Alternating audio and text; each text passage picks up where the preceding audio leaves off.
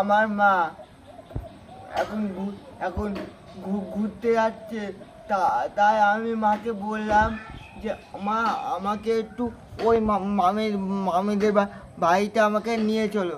তাই আমি এই যে এখন ঘুরতে যাচ্ছি। যাবি আমার সাথে? হ্যাঁ, তোমার সাথে যাব। চল, এখন তো বৃষ্টির দিন, খুবই অসুবিধা।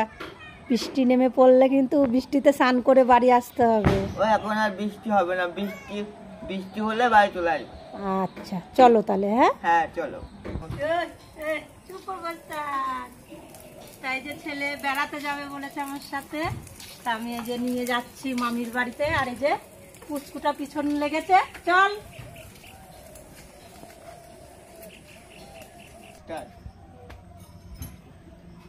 ও লক্ষ্মী, হ্যাঁ কি করছো? এই যে কাজ করছি। কাজ করছো? হ্যাঁ। বোট কাটছো? হ্যাঁ।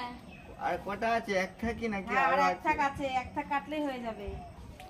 এই যে ছেলে বেড়াতে আসতে চেয়েছে, নিয়ে আসলাম। এখন আমরা 1 ঘন্টা বসে সবাই গল্প করব।